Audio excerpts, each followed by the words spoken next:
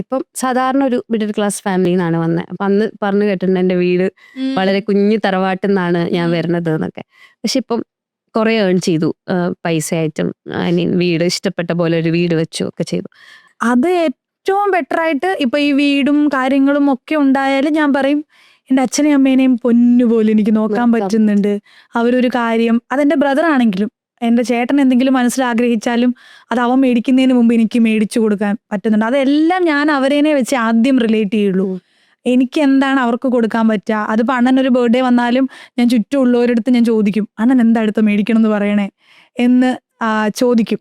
അവർക്കും അറിയാത്ത എന്തെങ്കിലും കാര്യം ഉണ്ടെങ്കിൽ ഞാൻ പിന്നെ എൻ്റെ ഇഷ്ടത്തിന് എന്തെങ്കിലും മേടിച്ചു കൊടുക്കലുള്ളൂ. അപ്പം അച്ഛനാണെങ്കിലും അച്ഛൻ പിന്നെ ആഗ്രഹങ്ങളൊന്നും പറയലില്ല. അമ്മയാണ് പിന്നെയും എനിക്ക് ആ ഒരു സാധനം ഇല്ലേ അതെന്താ. അമ്മ ചിലപ്പോൾ സീരിയൽസ് ഒക്കെ കാണുമ്പോഴേ ചില പണ്ടത്തെ ട്രഡീഷണൽ മാലയും വളയൊക്കെ കാണുമ്പോൾ അമ്മ എങ്ങനെ ചോദിക്കും അവരേത് മാലയാ ഇട്ടേക്കുന്നതെന്നൊക്കെ ചോദിക്കും. അത് എപ്പോഴും നല്ല കേട്ടോ, വെരി റയർലി. അപ്പം ഞാൻ വിചാരിക്കും ഓക്കെ അമ്മയ്ക്ക് അപ്പം എന്തോ ഒരു സാധനം അടിച്ചിട്ടുണ്ടെന്ന് തോന്നും.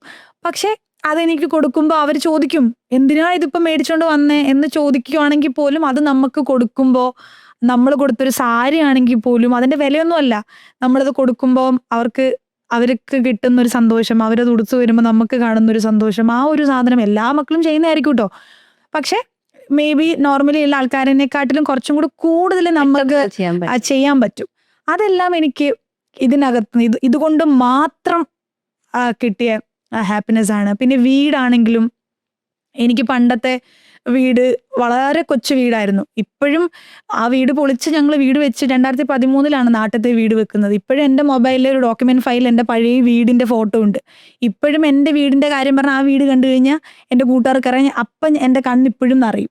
കഴിഞ്ഞ ആഴ്ചയും എൻ്റെ വീടിൻ്റെ എന്തോ ഒരു കാര്യം പറയുമ്പോൾ ഇതാ എൻ്റെ പഴയ വീടെന്ന് പറഞ്ഞിട്ട് അപ്പം അതിന് നിന്റെ കണ്ണെന്തിനാന്ന് അറിയണേന്ന് ചോദിച്ചു. അപ്പം ഞാൻ പറയും ആ വീട്ടിൽ ഞാൻ നിന്നു. അപ്പം അപ്പോൾ എനിക്കിതൊന്ന് മാറ്റണം, എനിക്കൊന്ന് വേറെ മേടിച്ച് തരുമോ എന്ന് ചോദിക്കാൻ ചിലപ്പോൾ ഒരു സിറ്റുവേഷൻ എന്നെ അന്ന് ഉണ്ടായിട്ടില്ല. അച്ഛൻ നോർമലായിട്ട്, അച്ഛൻ ഗവൺമെൻറ് എംപ്ലോയി ആണെങ്കിലും ഏറ്റവും ലോ ഗ്രേഡിൽ വർക്ക് ചെയ്യുന്ന ആളാണ്. അപ്പം ഇപ്പം അച്ഛനോടത് പറഞ്ഞാൽ നടക്കില്ല. അതുകൊണ്ട് പിന്നെ എൻ്റെ സമയത്ത് ഞാൻ പീരീഡ്സ് ഒക്കെ ആയതിനു ശേഷമാണ് ഞാൻ പറയുന്നത് എൻ്റെ റൂമിന് ഒരു കർട്ടൻ ഇട്ട് തരുമോ, റൂമിന് ഡോർ ഉണ്ടായിരുന്നില്ല അന്ന്. അപ്പം ഞാൻ പറയും എനിക്കൊരു കർട്ടൻ ഇട്ട് തരുമോ ഡ്രസ്സ് മാറുന്നതിന് വേണ്ടിയിട്ടെന്ന് പറയുന്നത് എൻ്റെ പീരീഡ് സ്റ്റേജിന് ശേഷമാണ്. പിന്നെയാണ് എൻ്റെ റൂമിന് ഡോറ് വരുന്നത്. അപ്പം ആ രീതിയിൽ അന്ന് എൻ്റെ മനസ്സിൽ ഏറ്റവും വലിയ ആഗ്രഹമായിരുന്നു എനിക്കൊരു വീട് വേണം. അറ്റ്ലീസ്റ്റ് അല്ലെങ്കിൽ കല്യാണം കഴിച്ചു പോകുന്ന വീട്ടിലെങ്കിലും സ്റ്റെയർ കേസ് ഉണ്ടാവണം. എൻ്റെ ഏറ്റവും വലിയ വിഷ്വലൈസേഷൻ ഏതെന്ന് ചോദിച്ചു കഴിഞ്ഞാൽ ഞാൻ പറയും എന്നെ ആരെങ്കിലും അനുശ്രീന്ന് വിളിക്കുമ്പം സ്റ്റെയർ കേസ് ഇങ്ങനെ ഇറങ്ങി വരണം. വൻ വിഷ്വലൈസേഷൻ ആയിരുന്നു അത്.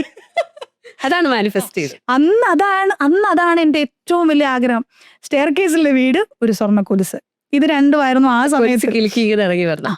ഇതായിരുന്നു ഏറ്റവും വലിയ ആഗ്രഹം. അപ്പം